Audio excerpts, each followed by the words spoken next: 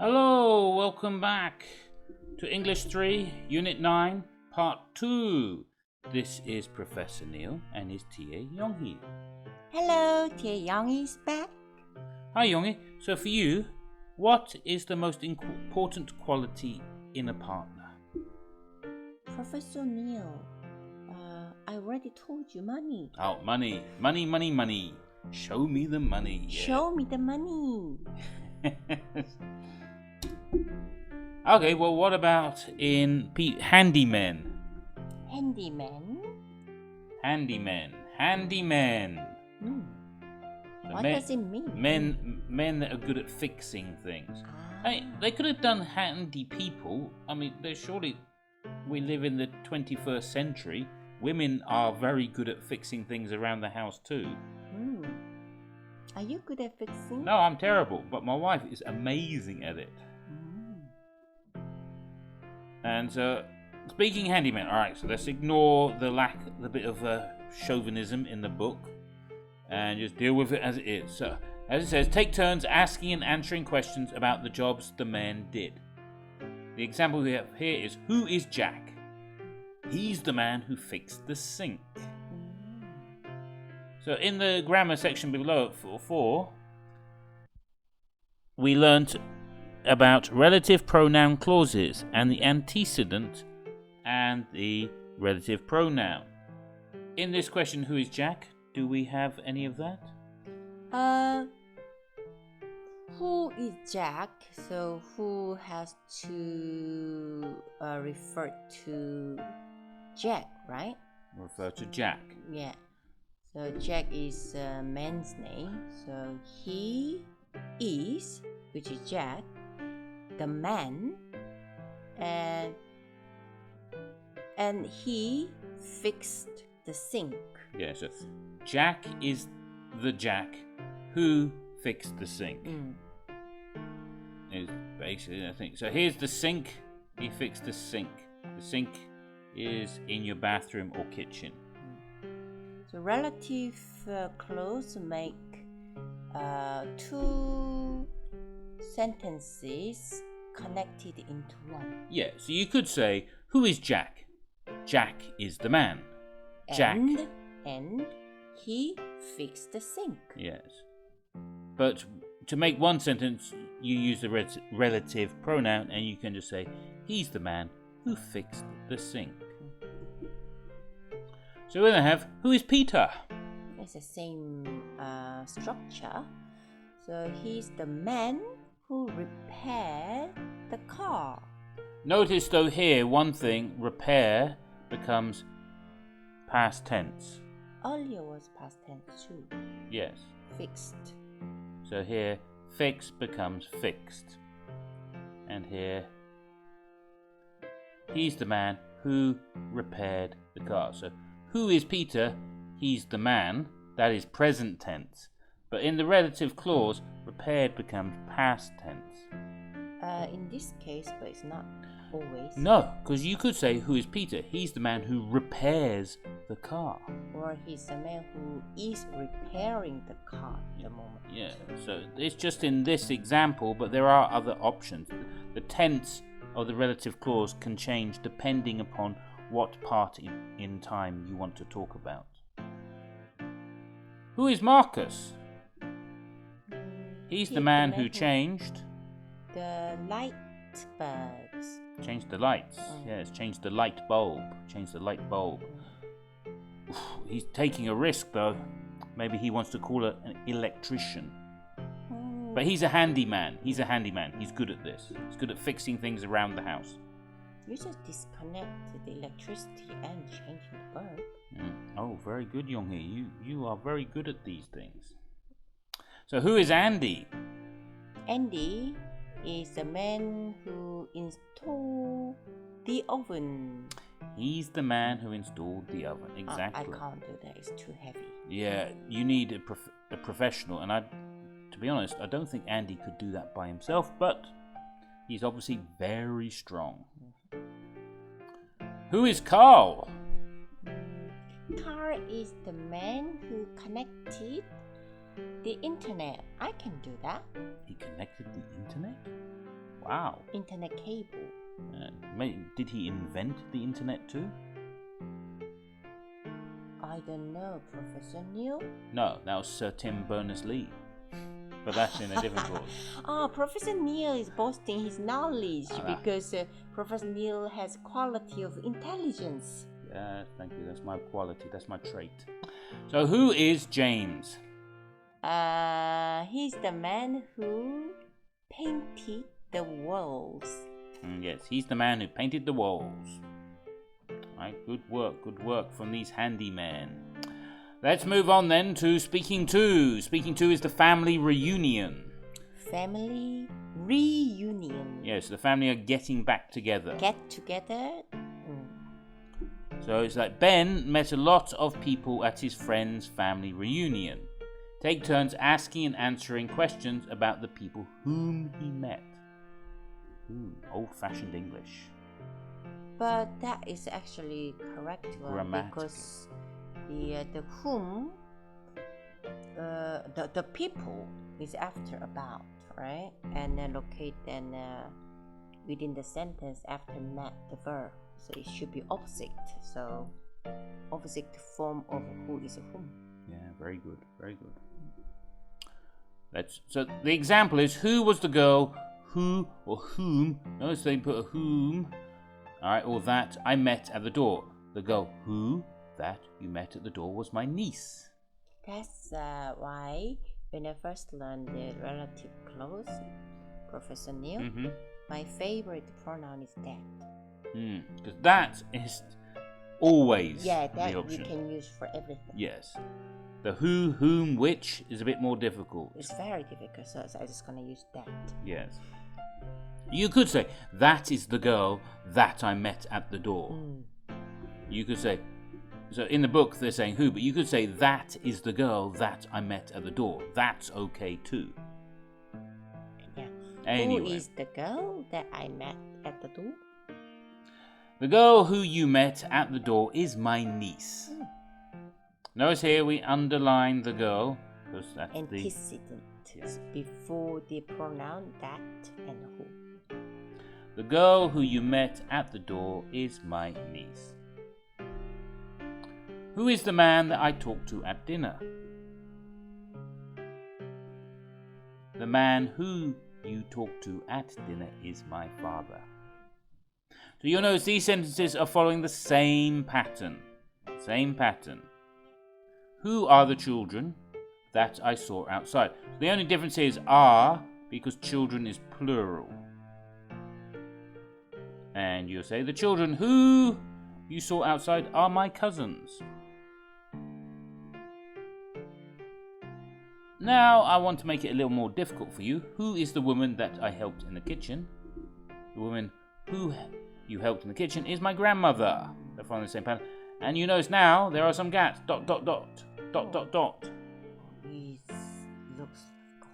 Looks like homework, yes. We can sense homework is coming again. Oh, more ... Who is that I in the who you in my is my. That sounds quite fun. ... Who you ... in the ... is my ... incredible ting. Sounds like a quiz. Ting. Alright, good. And who? Ting. The ting. Who? Ting. Alright, so follow the examples in the things and fill in the sentences. And if I'm feeling generous, it won't be in the homework. But if I'm not feeling generous, it will be in the homework. Oh, pray, In the home. generous. I'm not a generous person. Quality. Speaking 3, the last of the speaking. We have budget travel tips. Talk with a partner about ways to save money while traveling. I'm quivering again because budget. Yes, who knows about traveling? So we've got the example, how can you save money on an airfare? You can fly on days that are cheapest. So Yongi, how can you save on accommodations? You use Airbnb? Well, you can stay in rooms that are shared. Yes, you can use Airbnb. Oh, good example. How can you save on attractions? Attractions? Yes, you could visit museums that are free. I'm a student. I can use a student's card. Oh, yeah, you can use a student card. Good option. Then you can get a discount. How can you save money on transportation? Also use a student's card to get a discount. You can walk. Or you can walk. Walk everywhere. If you ever go to London, don't use the subway, don't use the buses, walk.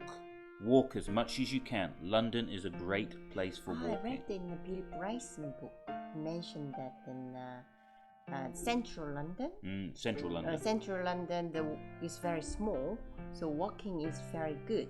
So also quicker than using the subways or buses. But then he said he tricked his friends from America and let them use the public transportation, spent a lot of money on that, and he walked a ride much quicker. Let's just run that one up again. So how can you save on? And you can say you can. Right, you can. I'm actually in the second part there. Insurance. Yes. How can you save on insurance? You get total package Okay, you can get a total package. How can you save on money exchanges? You have to check the exchange rate all the time, and also having a traveler's check is cheaper than using cash change. And also these days you can have a discount card too. Okay, and how can you save on food? Maybe it's easier if you buy quick snack food. If you go to London and you want to save on food, take a guitar and stand in the street and sing. Can you just go to the shop, mart, and buy cheapest food and just eat those? No, if you sing in the street, people will give you money and you can then use that money to go and buy food. What if the people throw stones on me? Yeah, but look at that. They'll put money in your jar. Yeah, but it doesn't work for me because I can't play the guitar and I can't sing. So I just have to buy my own food. Self-practice comes up next. Sentence links using that or who for people or that for objects. So it is a house, it has a swimming pool. So notice how it combines two sentences. It's like relative pronouns. He is a boy who likes sports. She is a woman who works at a law firm. There is a restaurant that stays open all night. There is a doctor who lives in my building. That is a park which is good for picnics. Oh, see, I use which. This is a man. Or you can use that. Yeah. This is a man who knows how to fix things. Where is the key that opens this door? Who is the woman who called you this afternoon? So yes, as you said, using the relative pronoun, I was able to combine the two sentences. Combine. Link. Link, yes. Cross out who or that when the inclusion is optional. Then add two similar sentences of your own. Oh, that looks like homework down there. But the others, you just cross one out. This self-practice is quite useful. Yes. For what we learned today, because relative pronouns are quite difficult to So practice, understand. practice your use of relative pronouns by choosing who or that. Let's do some practice, speaking practice. Classroom activities, good and bad qualities. What qualities should and shouldn't these people have? Write your opinions in the table of help. It says, here they're using the relative pronoun, followed by the be verb, and then the quality. Alright, so we got down here good qualities, bad qualities. They're all adjectives. Adjectives. They're working as complement. So you might say, an ideal. Ideal means very good. Older sibling is someone who is generous. An ideal older sibling is someone who is not mean, bad.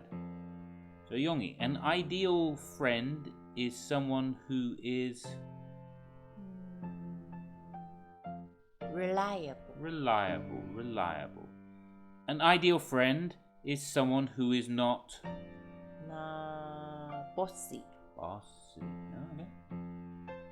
Then we've got roommate, spouse. Spouse is your husband or wife. Partner. And boss is the person you work for, and your parent, well, that's your mother or father. Okay. So we can fill that one out later. We might come back to it. If we have time. But for now, we're going to look at classroom activity 2 because it's a bit more related to what we want to talk about and what we'd like to get you to do for. That one I've seen in the YouTube. Yes, so here it says the country that I want to visit the most is Spain. This one is in Spain. Barcelona. I love its architecture. Oh, what about you? The country I want to visit the most is Spain, yes. Because I love my flamenco. So we got the options here. These ones go up here. The country that I want to visit the most. The country that I want to visit the most is. So here, the question would start, what is the country that you want to visit the most? The country I want to visit the most is Spain because I love flamenco. In Spain. And as they had in the example up above, you would say, what about you? So Yonghee, what is the country that you want to visit the most? The country that I want to visit the most is Spain. What about you? The country that I want to visit the most is Chile. I want to visit the Andes. Andes Mountains. I'd like to visit Chile. Chile is the longitudinally longest country. On the side of South America, yes. Is it correct? Longitudinally? Lengthwise is the longest country. Oh, I remember that I learned that word yesterday. Okay. I wanted to so use let's it. practice some of this. Oh, Minari. Oh. Oops. What is the best movie that you have seen this year? The best movie that I have seen this year is Minari. Okay, that's the example. Okay, so as we know, again, and then you say, what about you? What about you? The best movie that I have seen this year is Judas and the Black Messiah. It's a new movie. Like Minari, it was an Oscar-nominated movie. Oh, I better check. Right now, what's the movie? Judas and the Black Messiah. Judas and the Black Messiah. Ah, interesting title. Yes, well, the betrayer. Yes. And the Black Jesus. It's based on a true story, and the true story is more interesting than the movie, but it was still, the movie was quite good. So based on true, it's a fiction movie then? It's a factual movie. Yes. Alright, let's try one more. Ooh. Go on, you ask me the question, Yonghee. What is the most interesting book that you have read? The most interesting book that I have read is A Brief History of Time by Stephen Hawking.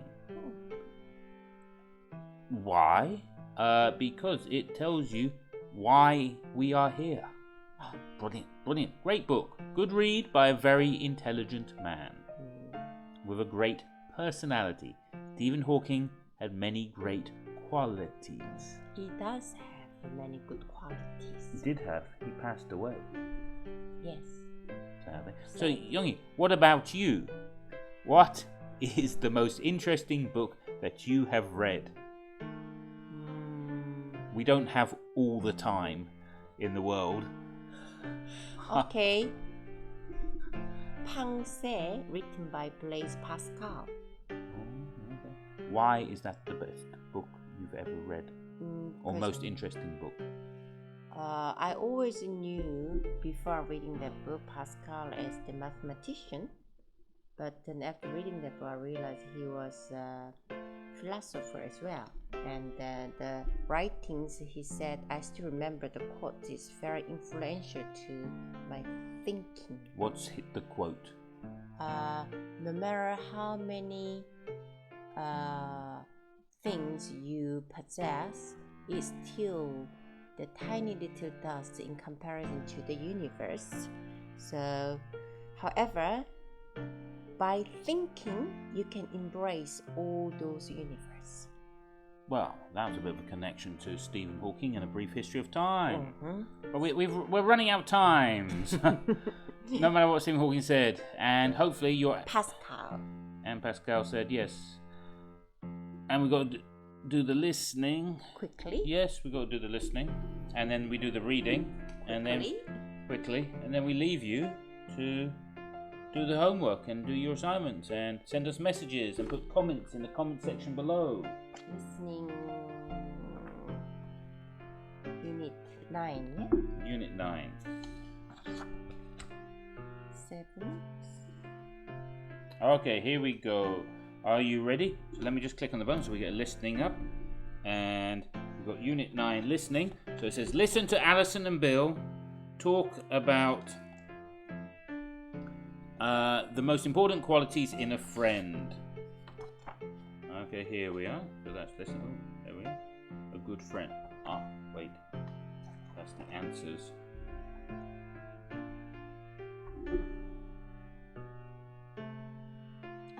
Here we go.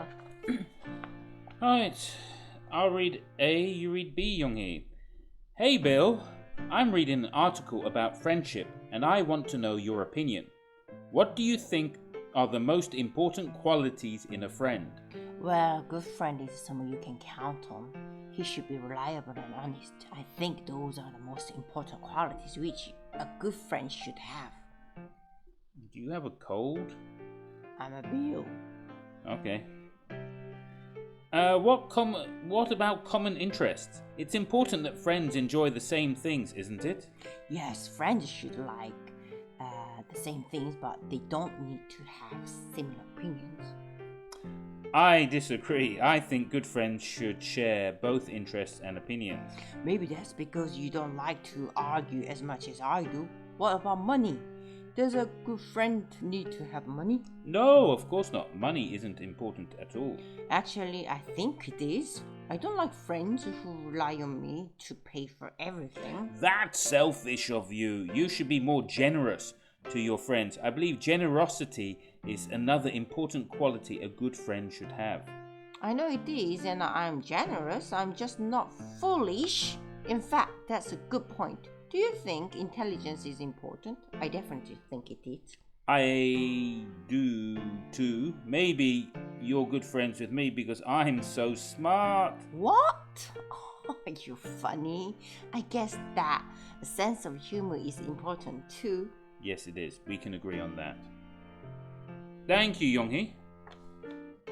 So, as it says, listen to it, and then listen again, and then check the answers in the back of the book.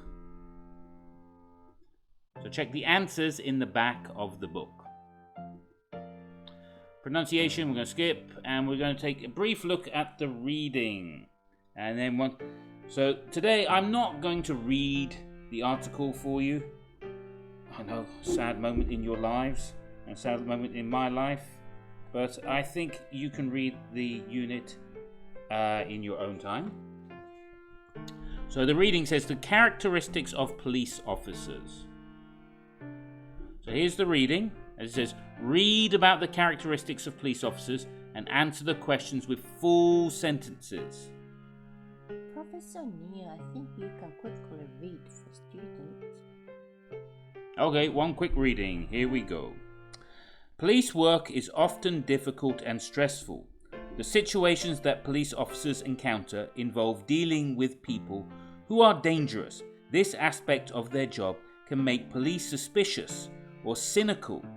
To be outstanding officers, police must handle the everyday stresses that come with their job. They must also maintain the characteristics that define their role as public servants. When police academies announce the successful applicants whom they have selected, the candidates are usually ones who possess outstanding characteristics. These include physical fitness, problem-solving skills, and an ability to adapt when events do not go as planned. Especially officers need talents that are called soft skills. Integrity is important. It is the characteristic that requires officers to treat all people fairly and always to be honest. Communication skills are also important. These are the skills which help officers write clear reports. Police officers must include all of the details which may be important when they write up reports. Being a police officer is not the best job for everyone.